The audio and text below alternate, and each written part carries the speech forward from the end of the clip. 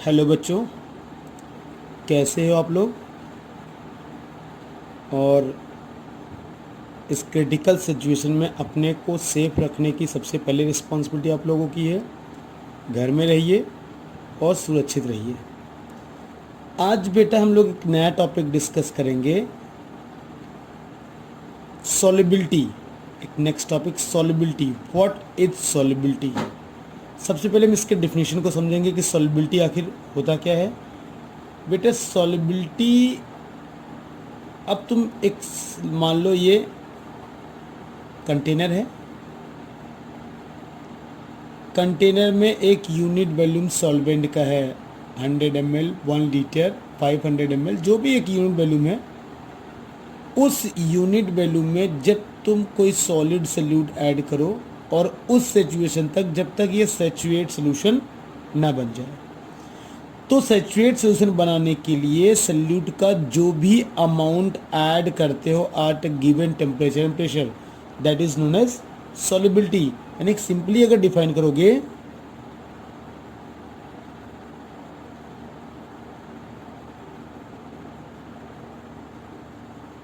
Solubility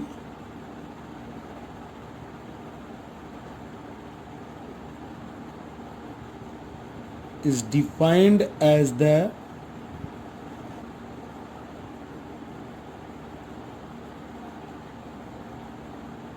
maximum, यहाँ solute रखते हैं या कोई भी substance, maximum amount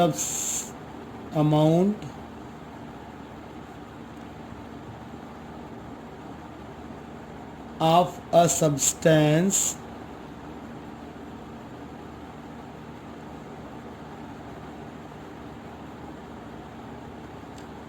that can be dissolved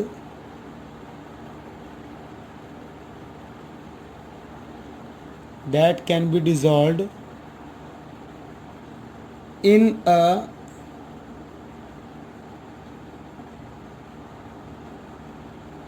unit volume of solvent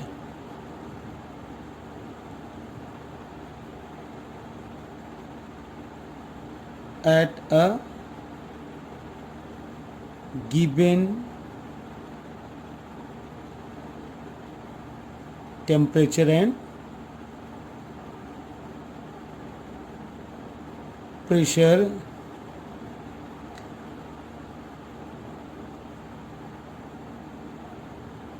to form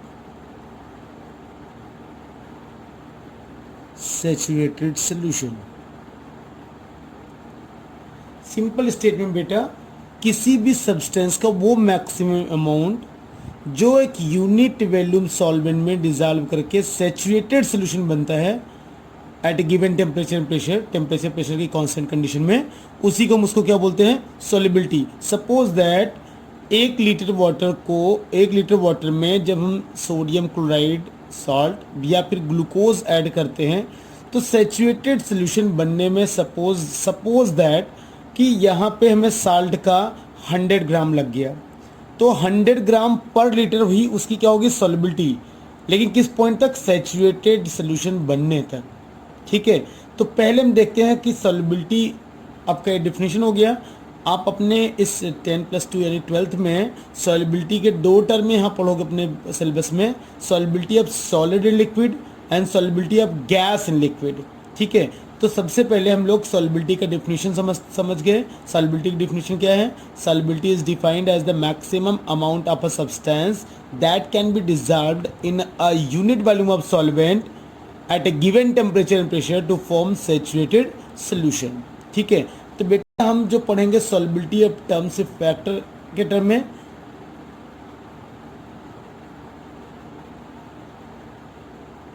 solubility of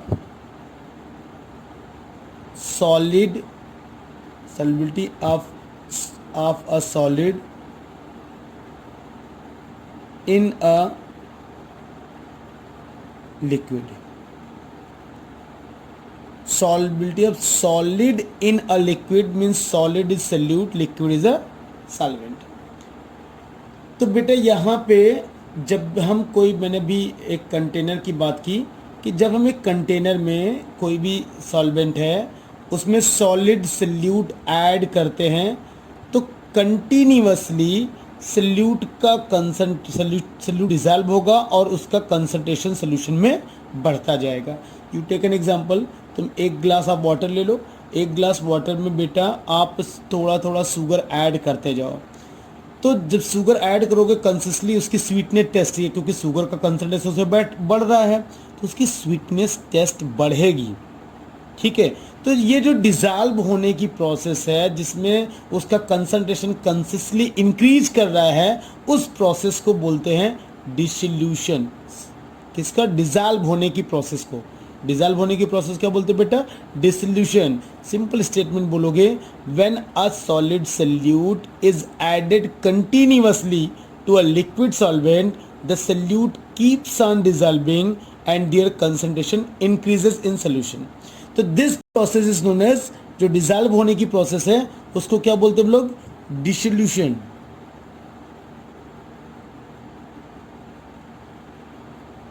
ये है डिसॉल्व होने की प्रोसेस को बोलते हैं डिसोल्यूशन। बेटा finally a stage is reached when no more solute dissolve. एक ऐसी सिचुएशन आती है जिसमें उस कंटेनर में और अधिक सल्यूट को डिसॉल्व नहीं कर सकते। क्यों नहीं कर सकते? क्योंकि जो सल्यूट पार्टिकल ऑलरेडी डिसॉल्व हो गया है वो सॉलिड सल्यूट पार्टिकल को कोलाइड करता है। Don't come inside, we are sufficient. यहाँ इसका कंसंट्रेशन इतना अधिक हो जाता है कि वो बेटा इनसॉल्युबल सल्यूट पार्टिकल को कोलाइड करता है कि डोंट कम इनसाइड, क्योंकि वो उसमें जो भी इंटरमॉलिक्यूलर स्पेस थे वो पूरी तरह फिल हो चुके हैं। अब कोई भी नेक्स्ट नया सल्यूट पार्टिकल्स डिसॉल्व नहीं होगा। ठीक है, तो बेटा simple statement, finally stage reached when no more solute dissolve at a given temperature.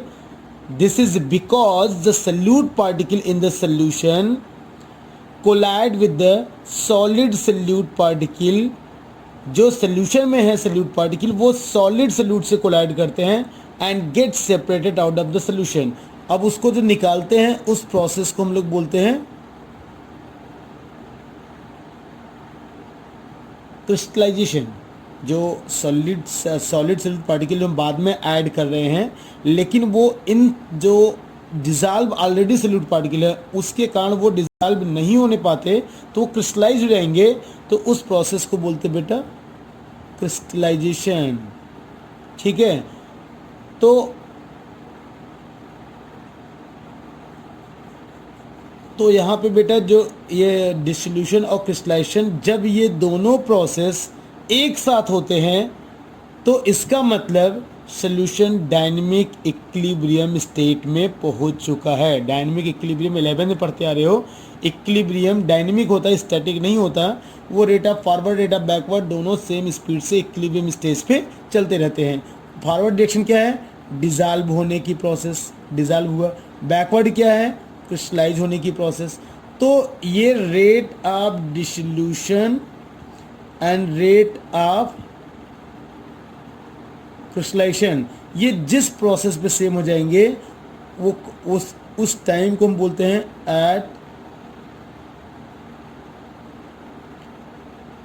Equilibrium stage. और जब डिसॉल्व होना बंद हो जाता है हम उसी क्या बोलते हैं? Saturated solution. Simple word, the solution in which no more solute can be dissolve. एक ऐसा सोल्यूशन जिसमें और अधिक सल्यूट को डिसॉल्व नहीं किया जा सकता, उसी को हम लोग बोलते हैं सैचुरेटेड सोल्यूशन।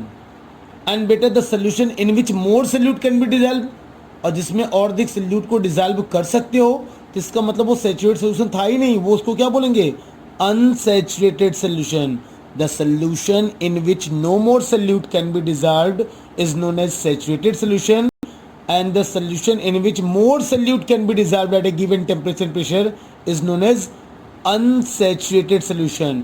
और जो टर्म हम लोग सॉल्युबिलिटी का दिए, यहाँ सॉल्युबिलिटी स्टेटमेंट जो हम पढ़ रहे हैं, सॉल्युबिलिटी कब होगी? जब हम क्या बनाएंगे? सैचुरेटेड सोल्यूशन बनेगा बेटा।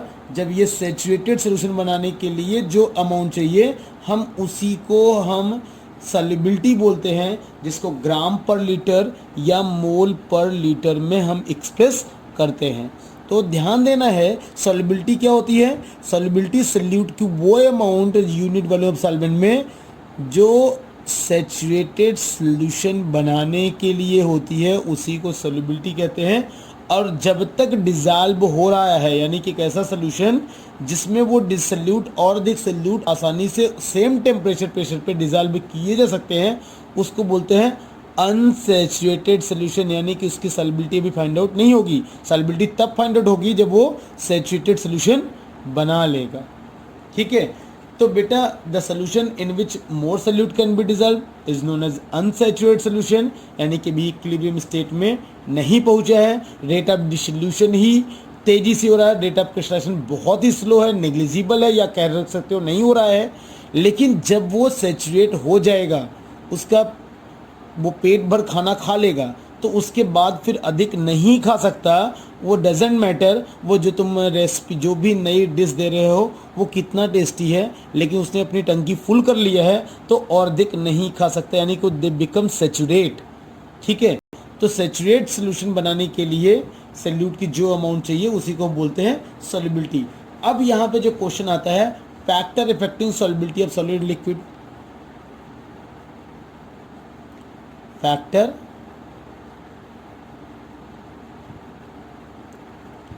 affecting the solubility of a solid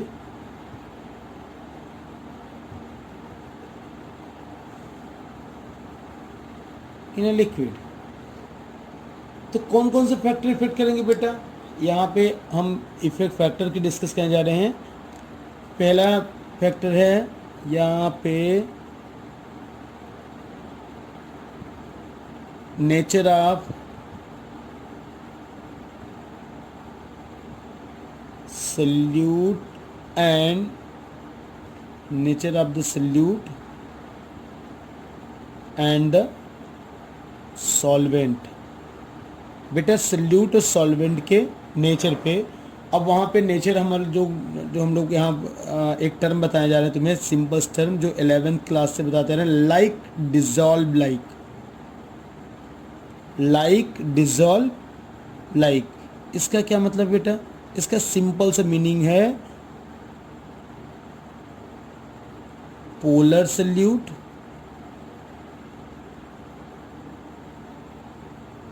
dissolve in polar solvent and non-polar solute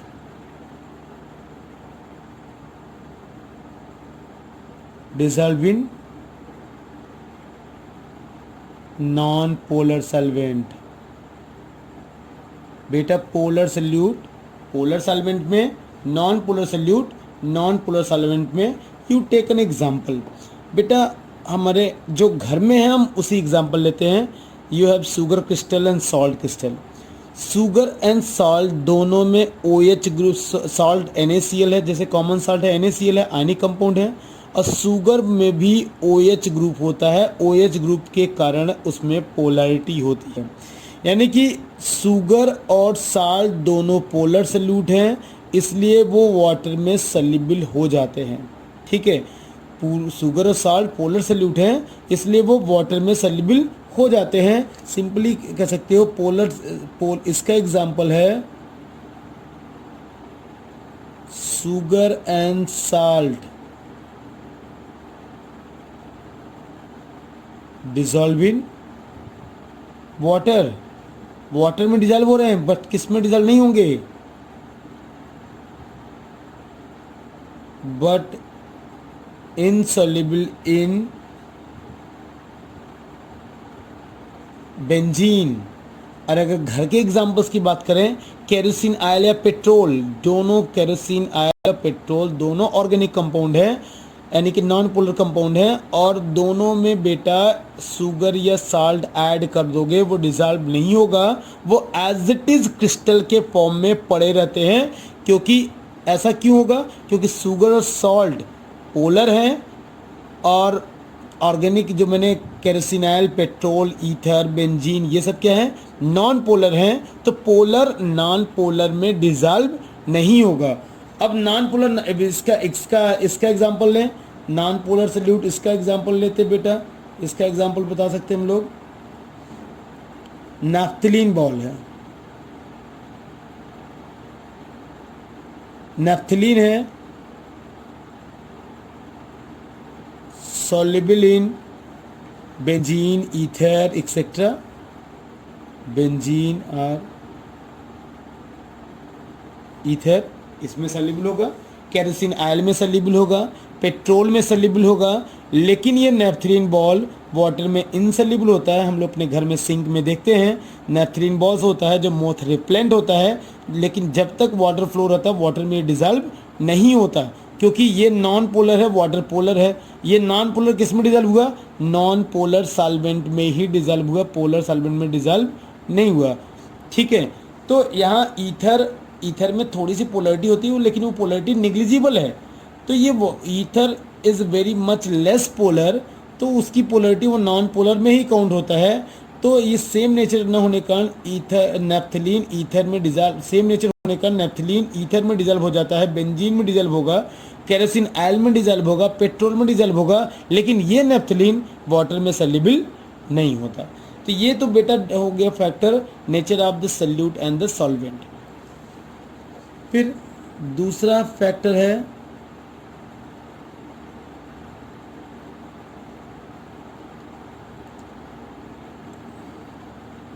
effect of temperature. बेटा टेम्परेचर क्या इफेक्ट पड़ेगा, अब जितने सल्यूट हैं उनकी सॉल्युबिलिटी इज आइदर एंडोथर्मिक और एक्सोथर्मिक। जो सल्यूट डिजॉल्व हो रही या तो एंडोथर्मिक है या फिर एक्सोथर्मिक है, तो जितने एंडोथर्मिक है टेम्परेचर बताना पड़ेगा, कंडीशन सॉल्युबिलिटी की नेचर तुम्हें लर्न करना पड़ेगा। For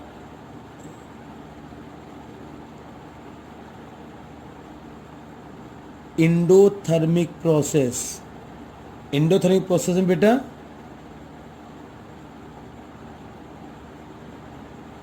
solubility increases with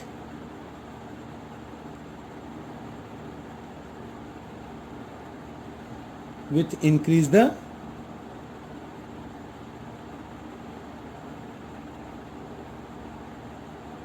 temperature according to Le Chatelier principal.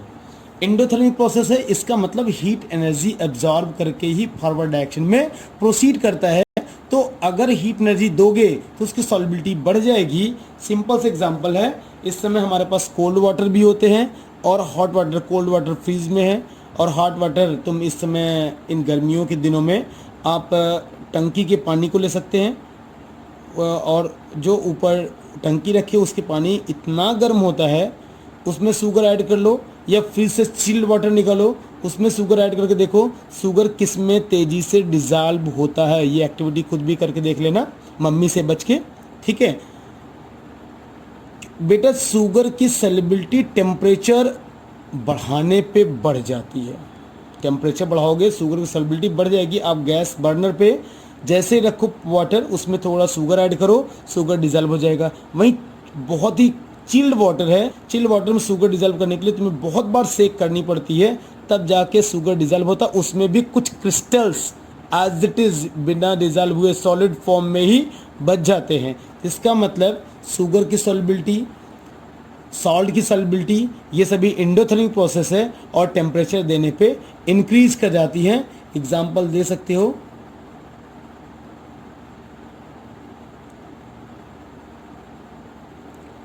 solubility of salt and sugar increases with increase the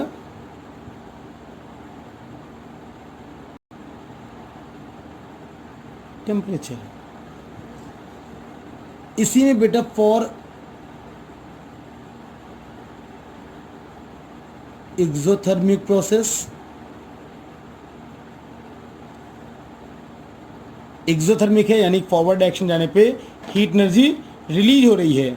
forward direction जाने पे बेटा हीट एनर्जी रिलीज हो रही है। तो ली चैडली प्रिंसिपल के अकॉर्डिंग अगर टेम्परेचर बढ़ाओगे तो ऑलरेडी फॉरवर्ड डायरेक्शन जाने पे हीट एनर्जी रिलीज होगी, टेम्परेचर बढ़ाने पे वो बैकवर्ड डायरेक्शन में जाएगा। यानी for exothermic process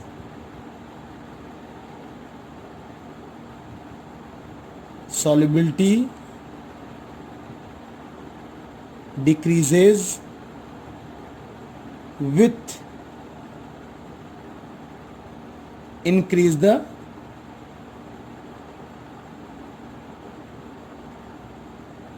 temperature. Example, calcium hydroxide जिसको हम लोग चूना बोलते हैं, कैल्शियम हाइड्रोक्साइड वाटर में डिजॉल्व करते बेटा तो ये हिसिंग साउंड के साथ हीट एनर्जी रिलीज करती है। हिसिंग साउंड के साथ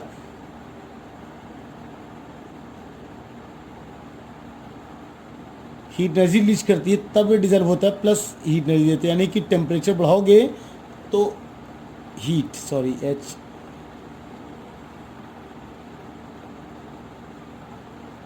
टेम्परेचर बढ़ाओगे तो कैल्शियम हाइड्रोक्साइड यानी कि जो लाइम वाटर यहाँ एक्वस फॉर्म बन गया, इसकी सॉल्युबिलिटी घटेगी। सॉल्युबिलिटी घटेगी इसलिए क्योंकि लाइम की सॉल्युबिलिटी हाईली एक्सोथर्मिक होता है। जैसे ही आप लाइम को वाटर में ऐड करोगे, हिसिंग साउंड के साथ बहुत अधिक हीट एनर्जी रिलीज होती है। ठीक है, तो इसलिए जो सॉल्युबिलिटी एक्सोथर्मिक होगी उसकी सॉल्युबिलिटी टेम्परेचर बढ़ाने पे घट जाएगी, और जो सॉल्युबिलिटी एंडोथर्मिक होगी उसकी सॉल्युबिलिटी टेम्परेचर देने पे बढ़ जाती है। तो बेटा अगर टेम्परेचर का इफेक्ट बात करोगे तो टेम्परेचर के इफेक्ट जानने के लिए सबसे पहले हमें जानना होगा कि जिस भी हम कंपोनेंट की सॉल्युबिलिटी की बात कर रहे हैं कि उसकी सॉल्युबिलिटी एंडोथर्मिक है या फिर एक्सोथर्मिक है। ठीक है, अब अगला जो फैक्टर है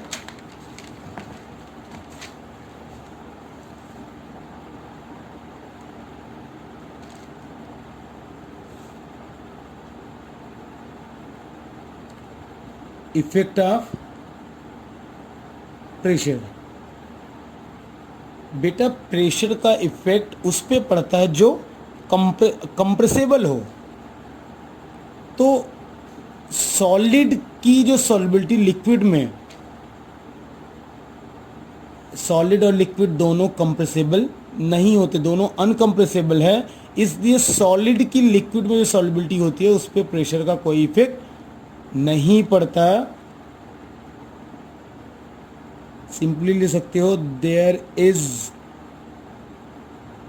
no significant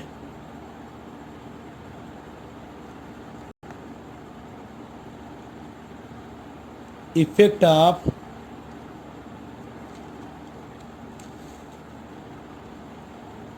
of pressure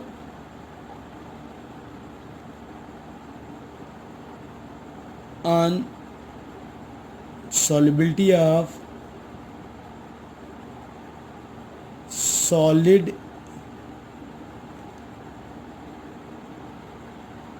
in liquid because solid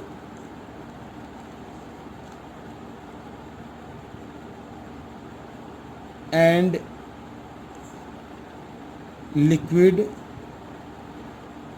both are almost incompressible.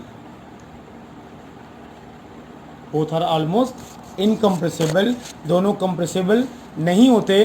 तो कंप्रेसिबल नहीं होंगे तो उनके ऊपर प्रेशर का इफेक्ट नहीं होगा। बेटा प्रेशर का इफेक्ट उसी पे होगा जो कंप्रेसिबल होंगे। अभी हम सॉलिड लिक्विड पढ़ेंगे, अगला टॉपिक पढ़ेंगे solubility of gas and liquid अगले क्लास में। तो उसमें तुम्हें बताएंगे बेटा तो उसमें प्रेशर का इफेक्ट क्या होता है, टेम्परेचर का इफेक्ट क्या होता है। लेकिन सॉलिड की जो सॉल्युबिलिटी होती है लिक्विड में उस पर प्रेशर का इफेक्ट नहीं होता, क्योंकि because solid and liquid both are almost incompressible, इसलिए प्रेशर का इफेक्ट नहीं होता।